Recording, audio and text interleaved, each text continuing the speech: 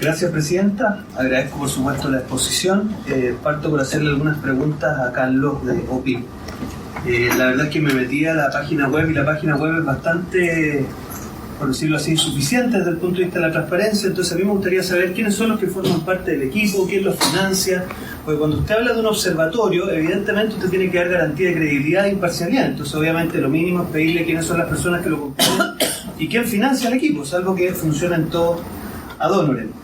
Este estudio que usted nos plantea, dice usted que es un estudio incipiente. A mí me gustaría saber, bueno, cuál es la validez técnica de este estudio, cuáles son las fuentes, desde dónde se aproxima, porque aquí se han hecho muchas aseveraciones que la verdad es que hay que probarlas, ¿eh? Y eso uno en un observatorio, lo que permite las pruebas son precisamente las fuentes que uno cita.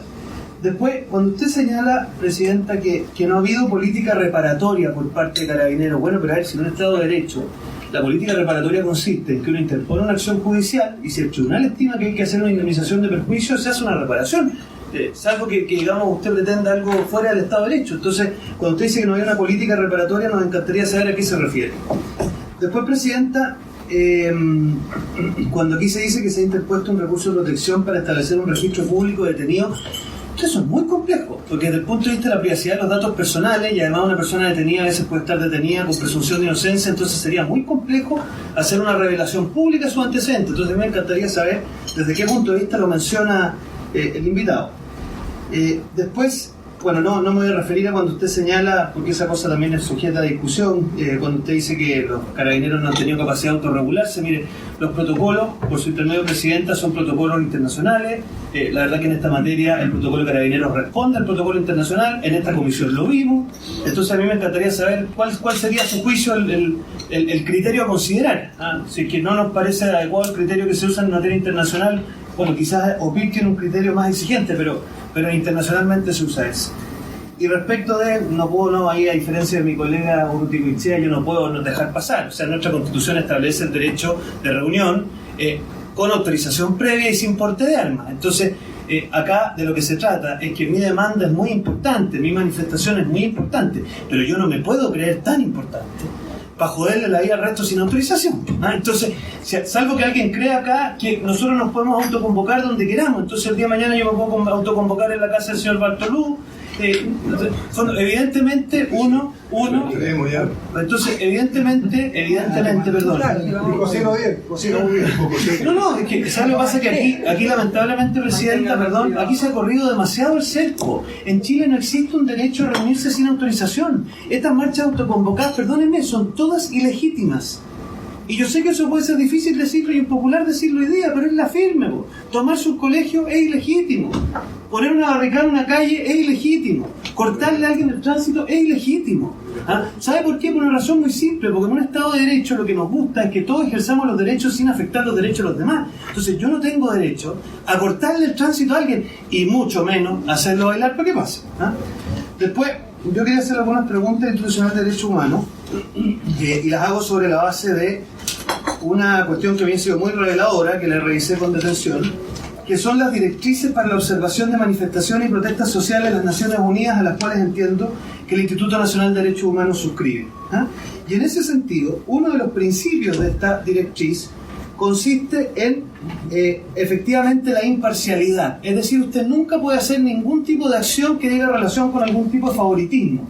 Y a mí me parece que cuando el señor Ortiz, que además es jefe de unidad de administración, yo no sé si los personales administrativos también pueden ser observadores, aparece en un video con una diputada, ¿se responde o no se responde a esa imparcialidad? A mí me parece que eso no es adecuado desde el punto de vista de la imparcialidad que uno espera del Instituto Nacional de Derechos Humanos. Entonces, yo quisiera saber si es que este criterio de imparcialidad que establecen estas directrices se cumple o no se cumple. Después, Presidenta, cuando otro de los principios de estas directrices, que le pedí a mi secretario que trajera una copia, después se las puedo dejar, es que las descripciones en los informes sean completas de manera que sean autosuficientes. Y en el informe que nos ha llegado a nosotros el día 11 de noviembre, la verdad es que especialmente cuando se mencionan los casos, yo entiendo que hay un tema de privacidad probablemente, pero no son autosuficientes. Uno no puede formarse una opinión completa respecto de qué pasó en esos casos. Entonces, yo no sé, y francamente planteo la pregunta, de si ahí se cumple o no con los estándares de precisión.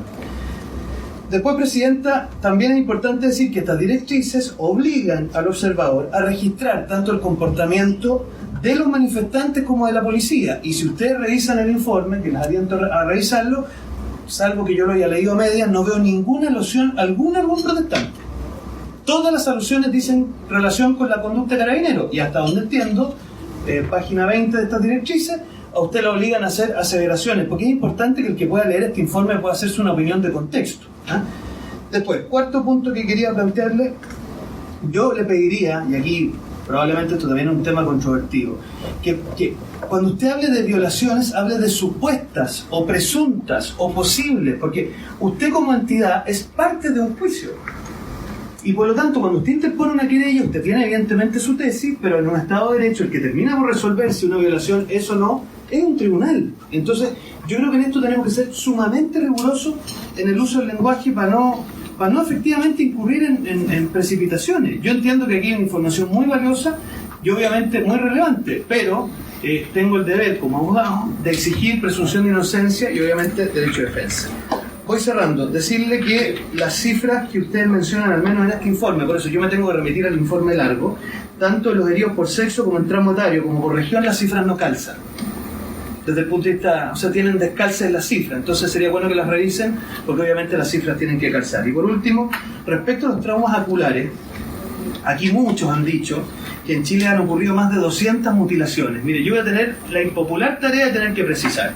De los 217 que menciona este informe, solo 7 son irreversibles, es decir, el 3%, 57 son traumas graves y 153 son traumas leves, es decir, el 71%... No, sí, es que, madre, sí, si usted lo pone desde ese punto de vista, mire, yo como parlamentario, diputada Hertz, me autoimpuso un deber. Estoy haciendo un comentario conmigo misma, así que no me emplace, por favor, baje el tono, no me emplace. Yo haciendo un comentario conmigo misma y digo que poco es. Siga hablando. Bueno, está bien, pero sigo hablando solo para que contextualicemos las cifras, porque ¿sabes lo que pasa?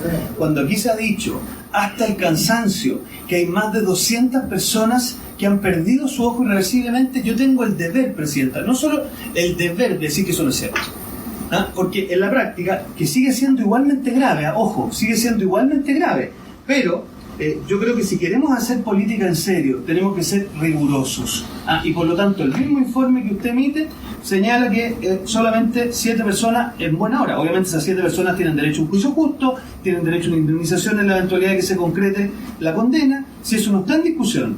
Pero yo tengo el deber de ser riguroso, porque aquí estamos jugando con una cuestión sumamente delicada, porque tal como lo dijo el director del Instituto Nacional de Derechos Humanos, aquí hay algunos que están imputando violaciones sistemáticas a los derechos humanos y por lo tanto las cifras evidentemente son importantes. Gracias, Presidente.